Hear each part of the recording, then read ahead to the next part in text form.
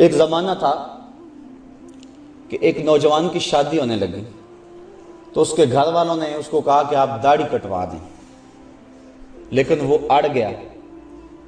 اس کے گھر والے میرے تک پہنچے کہ یہ آپ کے درس وغیرہ سنتا ہے تو آپ جو ہے وہ اسے سمجھائیں کہ یہ داڑھی منڈوا دے۔ میں نے کہا اس میں کیا حرج ہے داڑھی میں؟ تو کہنے لگا کہ وہ اس کا بھائی بھی کہنے لگا یہ میرے سے چھوٹا ہے لیکن داڑھی کی وجہ سے مجھ سے بڑا نظر آتا ہے۔ میں نے کہا یہی تو حضور کے سنت کا کمال ہے کہ سنت چھوٹوں کو بھی بڑا بنا دیتی ہے۔ تم کہتے ہو یہ بڑا نظر آتا ہے، یہی تو سنت کا کمال ہے، سنت عزت دیتی ہے اور بڑائی دیتی ہے۔ میں نے کہا میں تو پتہ نہیں کتنے درسوں کا نتیجہ ہے اور اللہ سے کتنی دعائیں مانگتا ہوں اپنے سامعین کے لیے کہ یا اللہ جو میں کہوں ان کے دل میں اتار دے۔ تو میں نے جس کو خون جگر سے سینچا ہے کیا تمہارے کہنے پہ اس کو روک دوں؟ یہ کیسے ہو سکتا ہے؟ میں نے کہا میں تو اس کو تھپکی دوں گا کہ جمع رہنا، ڈٹا رہنا، تیرے اوپر اللہ اس کے رسول کا سایہ رہے گا۔ تو یہ کیسا ماحول آ گیا، کیسے حالات آ گئے ہیں۔ لوگ کہتے ہیں کسی کو مسیتڑ کا تانا، وہ فلاں تو مسیتڑ ہو گیا، کسی کو کچھ کہہ دیا، کسی کو کچھ کہہ دیا۔ تو بعض بات ایسا ہوتا ہے کہ کوئی شخص جس نے سنت رسول چہرے پہ رکھی ہے اس سے کوئی ناسزا کام سرزد ہو جاتا ہے تو ہمارے معاشرے میں جھٹ جو ہے وہ اس کے اوپر حملہ ہوتا ہے۔ وہ جا رہا تھا نا وہ بندہ سائیکل پہ، تو لمبی لمبی اس کی داڑھی تھی تو وہ بریک نہ لگی تو وہ کسی میں سائیکل لگ گیا۔ اس نے کہا اتنی بڑی داڑھی رکھی ہوئی ہے، اس نے کہا یار داڑھی ہے بریک تو نہیں ہے، یعنی اس کا تعلق کیا ہے بریک سے؟ لیکن ہمارے معاشرے کے اندر سنت کو خفیف جانا جاتا ہے اور جس کے نتیجے میں اللہ تعالیٰ کی طرف سے ہمارے اوپر یہ وبال ہے کہ ہم ہر وقت مشکلات اور دکھوں میں مبتلا ہیں۔ حضور نے فرمایا عرب جب تک امامے کا التزام رکھیں گے دنیا پہ غالب رہیں گے، اور جب امامہ چھوڑ دیں گے تو ان کا غلبہ دنیا سے ختم ہو جائے گا۔ اور آپ دیکھ رہے ہیں جب سے انہوں نے یہ لباس اتار کے وہ اپنا الگ سا قومی لباس بنا لیا تو ان کا رعب زمانے سے ختم ہو گیا۔ تو سنت کے دم سے روب ہے، اور فرمایا الامائم تیجان العرب، امامے تو عربوں کے سر کا تاج ہے۔ اور جب بدر کے دن فرشتے نازل ہوئے تھے تو ان کے سروں کے اوپر امامے بندھے ہوئے تھے۔ اس طرح داڑھی شریف یہ حضور علیہ السلام کی سنت ہے۔ خسرو پرویز کے دو قاصد حضور کی خدمت میں آئے لیکن ان کی منڈی ہوئی داڑیاں اور بڑی ہوئی مونچھیں حضور کے سامنے جب آ کے بیٹھے تو حضور نے فرمایا یہ تم نے کیا شکل بنا رکھی؟ تو انہوں نے کہا ہمارے خداوند خسرو پرویز نے ہمیں داڑھی منڈانے کا حکم دیا۔ تو حضور علیہ السلام غصے میں آ گئے، فرمایا تمہارے جھوٹے خدا نے تمہیں داڑھی منڈانے کا حکم دیا اور میرے خدا نے مجھے داڑھی بڑھانے کا حکم دیا۔ تو ترغیب دی، بلکہ یہاں تک ایک تو ہے کہ داڑھی نہ ہو، دوسرا ہے کہ سنت کی مقدار تک نہ ہو۔ لیکن حضور کا فرمان سنیے اور ذرا اس پہ غور کیجئے۔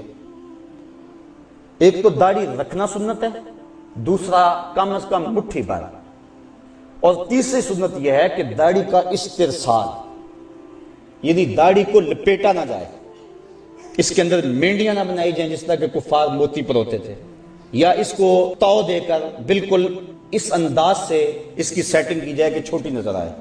اس کو کہتے ہیں اقد لحیہ۔ اور یہ بھی جو حضور نے ارشاد فرمایا من عقد لحیتہ انا محمدا بری منہ، فرمایا جس نے اپنی داڑھی کو عقد کیا، داڑھی کو گانٹھیں دی، اس کو تو دیے، فرمایا میری خبر پہنچا دو کہ اس سے محمد بیزار ہے۔ تو نہ صرف یہ کہ اس نے داڑھی رکھی ہوئی ہے اور ہے بھی وہ مقدار سنت کے مطابق، لیکن اس کو تو دیتا ہے، تو حضور نے بیزاری کا اظہار کیا۔ اور جو حضور کی سنت کو ہی قطع کرتا ہے اور زبان سے وہ دعویٰ کرے کہ میں عاشق رسول ہوں، تو یہ کس طرح اس کے دعوے کو قبول کیا جائے گا؟ مرزا قتیل دہلی کا بہت بڑا شاعر تھا اور فارسی اس دور میں قومی زبان تھی، بعد میں ریختی آئی، پھر اردو۔ ایران کا کوئی شخص تھا جس نے مرزا قتیل کے اشعار پڑھے تو بڑا خوش ہوا، دل میں ارماں جاگا کہ میں اس کی زیارت کر کے آؤں کہ وہ بڑا صوفی مزاج کوئی بزرگ ہے، کیونکہ شعروں کے اندر جو مضامین تھے وہ صوفیانہ تھے۔ وہ سفر کر کے جب پہنچا، گھر کے دروازے کو دستک دی، انہوں نے کہا کہ مرزا صاحب حمام پہ گئے ہیں، تو وہ پیچھے حمام پہ چلا گیا۔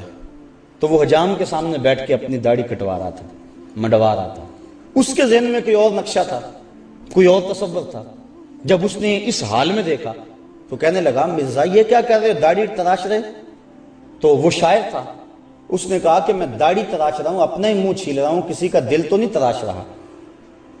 تو اس نے کہا کہ یہ تو سمجھتا ہے میں کسی کا دل نہیں تراش رہا، یہ تو حضور کا دل تراش رہا ہے، یہ تو حضور کو تکلیف پہنچا رہا ہے۔ بس بعض کا کوئی ایک جملہ بھی ایسا ہوتا ہے کہ وہ دل پہ اتر جاتا ہے، تو فوراً وہ چیخ مار کے بے ہوش ہو گیا، گر پڑا، اور جب ہوش آئی تو مرزا قتیل نے کہا تعال اللہ چشمم باز کر دی، مرا با جانے جاں ہم راز کر دی، تو نے تو میری آنکھ کھول دی اور مجھے یار کی چوکھٹ تک پہنچا دی۔ اور ہمارے اوپر جو طرح طرح کی نحوستیں اور عذاب نازل ہو رہے ہیں، اس کی ایک اہم وجہ یہ ہے اور لازمی یہ وجہ ہے کہ ہم نے حضور کی سنت سے رخ پھیر لیا ہوا ہے، اور حضور علیہ السلام کی سنت سے منہ پھیرنا یقیناً اللہ کے محبوب کی ناراضگی کا باعث ہے۔ امام قرطبی نے ایک روایت نقل کی ہے، آ جا کے سہارا تو یہ ہے نا کہ حضور شفاعت کریں گے، لیکن حضور فرماتے ہیں جس نے میری سنت سے منہ موڑا کل قیامت کے دن میں اس کی شفاعت نہیں کروں گا۔ یہی تو ایک سہارا ہے، اور اگر حضور نے بھی شفاعت نہ کی تو بتاؤ کہ ہمارا آسرا کیا رہ جائے گا۔ تو صاحبو، سنت پر عمل یہ ایک مومن کا شعار ہے اور مومن کا مزاج ہے، اور آقا کریم علیہ السلام نے اپنی سنتوں کے احیاء پر کتنا پیارا وعدہ دیا کہ جو فساد امت کے دور میں میری ایک سنت کو زندہ کرے گا اللہ اسے 100 شہیدوں کا ثواب عطا فرمائے۔ ایک شہید کا درجہ تھوڑا نہیں ہے، اس کے خون کا قطرہ زمین پر گرنے سے قبل اس کے سارے گناہ معاف کر دیے جاتے ہیں۔ اس نے اپنی جان جیسی متاع عزیز وار دی ہوتی ہے، لیکن جو سنت پہ حامل ہوگا تو اس کو 100 شہیدوں کا ثواب ملے گا، اس لیے کہ سنت پہ عمل کرنا فساد امت کے دور میں انتہائی مشکل ہے۔ نفس روکتا ہے، معاشرہ روکتا ہے، گھر والے روکتے ہیں،